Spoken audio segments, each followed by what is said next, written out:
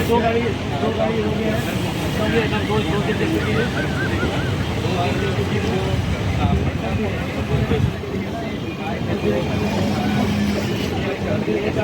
एक गाड़ी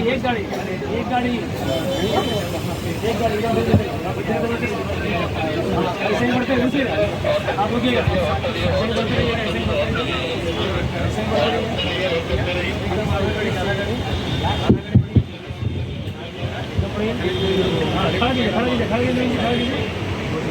हाँ रुकिए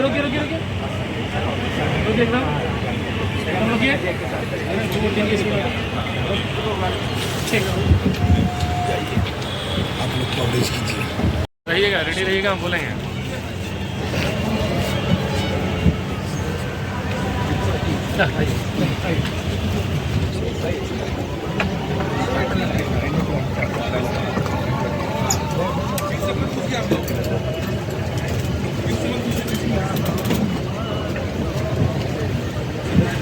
रेलवे के डेवलपमेंट के लिए बजट को 9 गुना बढ़ाया है। 10,000 करोड़ रुपए का बजट दे रहे हैं और कई सारे नए काम भी हाथ में लिए हैं। कई नए प्रोजेक्ट्स ऐसे हैं जो वर्षों से पेंडिंग थे, उन सबको मोदी जी ने अपने 11 वर्षों के कार्यकाल में कंप्लीट किया है। और कई ऐसे नए प्रोजेक्ट जिनका समय से बहुत लंबे समय से इंतज़ार था, वो अब कंप्लीशन की तरफ आए। जैसे अररिया गलगलिया, जो कि पूरे हमारे सीमांचल क्षेत्र को जोड़ने वाली लाइन है, 111 किलोमीटर की, वो कंप्लीट हो गई। समस्तीपुर से दरभंगा की डबलिंग का काम करीब बहुत लंबे समय के बाद में एक अच्छी प्रोग्रेस हुई उसकी। डेली अमृत भारत एक्सप्रेस चालू करने का निर्णय लिया गया है। माननीय प्रधानमंत्री जी का बहुत आग्रह है कि हमारे दिल्ली और पटना के बीच में कनेक्टिविटी सिग्निफिकेंटली इम्प्रूव होनी चाहिए, बहुत बढ़नी चाहिए। तो ये डेली रहेगी और खूब जल्दी इसका इनॉग्रेशन किया जाएगा। साथ ही साथ दरभंगा से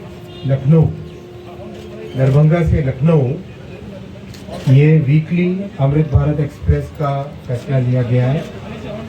और मालदा से लखनऊ, जो कि काफ़ी बिहार का हिस्सा कवर करके जाती है और पूर्वांचल को लखनऊ के साथ जुड़ती है, उसको वो भी एक फैसला लिया गया है।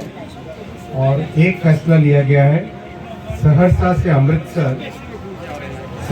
अमृतसर, और जो पूरा करीब अपने उत्तर बिहार को जोड़ते हुए अमृतसर की तरफ जाए, वैसी एक अमृत भारत एक्सप्रेस का भी निर्णय लिया गया है।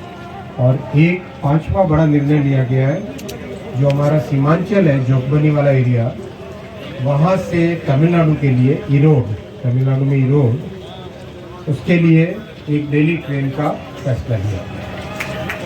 ये अपने आप में बिहार के लिए बहुत बड़ा कनेक्टिविटी इम्प्रूव होगी इससे। और जैसा आप जानते हैं, प्रधानमंत्री जी ने बिहार के लिए वंदे भारत बहुत सारी दी है। मेरे ख्याल से किसी भी राज्य को अगर देखें तो जो टॉप 2 और 3 राज्य होंगे जिसमें वंदे भारत की संख्या ज़्यादा है, उसमें से बिहार एक है। साथ ही साथ नमो भारत भी दी है। अमृत भारत एक्सप्रेस की सबसे पहली 2 जो चली, उनमें से एक दरभंगा से चली थी। तो अपने आप में एक कमिटमेंट है जो बिहार के प्रति प्रधानमंत्री श्री नरेंद्र मोदी जी का है, रेलवे का है। और 3 ऐसे प्रोजेक्ट हैं जो बहुत जल्दी सैंक्शन करने का काम चल रहा है। एक है भागलपुर से जमालपुर 3rd लाइन, जो कि हमारे पूरे उस क्षेत्र की कनेक्टिविटी को बेनिफिट करेगा। दूसरा बख्तियारपुर राजगीर तिलैया, इसकी डबलिंग, बख्तियारपुर राजगीर से तिलैया की डबलिंग। और तीसरा रामपुर हाट से भागलपुर की डबलिंग। इन तीनों प्रोजेक्ट्स का DPR बना के अप्रूवल करने का प्रोसेस बहुत तेज़ी से चल रहा है। आशा है इसका भी जल्दी सैंक्शन मिलेगा। और साथियों आईटी के मामले में दो आपके साथ शेयर करना चाहूँगा डेवलपमेंट्स। अपने पटना में STPI software technology park of India बहुत अच्छी फैसिलिटी बनी है, जिससे कि IT इंडस्ट्री पटना में आ सके। ये इस तरह की फैसिलिटी बनाई गई है, वो कंप्लीट हो गई है। 53 करोड़ रुपए का इन्वेस्टमेंट उसमें हुआ है। और दरभंगा की IT कैंपस वो भी कंप्लीट होने को आया है। ये दोनों भी बहुत जल्दी आरंभ करेंगे। बहुत धन्यवाद साथियों। आज कर्पूरी ग्राम जाने का सौभाग्य मिला। भारत रत्न श्री कर्पूरी ठाकुर जी ने जिस तरह से समाज के अति पिछड़े वर्गों को मुख्य धारा में लाने का काम किया था, आज उनको श्रद्धांजलि भेंट की और उनके गांव जाने का मौका मिला, उनके घर जाने का भी मौका मिला। और विशेषकर कैसे उस एरिया में फैसिलिटीज़ बढ़ाए रेलवे की, कर्पूरी ग्राम स्टेशन को रीडेवलप करना, नई फैसिलिटीज़ लाना, वो सब भी किया। और समस्तीपुर के रिलेटेड बहुत सारे फैसले भी लिए गए। समस्तीपुर में कंप्लीट रेलवे का डेवलपमेंट कैसे हो, उस पर भी आज लंबी चर्चा हुई। और 2 नई लाइनों का जो अपने दरभंगा MP साहब ने कहा, उसका DPR भी आगे ले जाने का फैसला लिया गया। और साथ ही साथ ईस्ट कोस्ट रेलवे को first complete digital station control यानी इलेक्ट्रॉनिक इंटरलॉकिंग का जो सिस्टम है, ECR ईस्ट कोस्ट नहीं, ECR पूर्व मध्य रेलवे हाजीपुर अपना कल्पना है जी।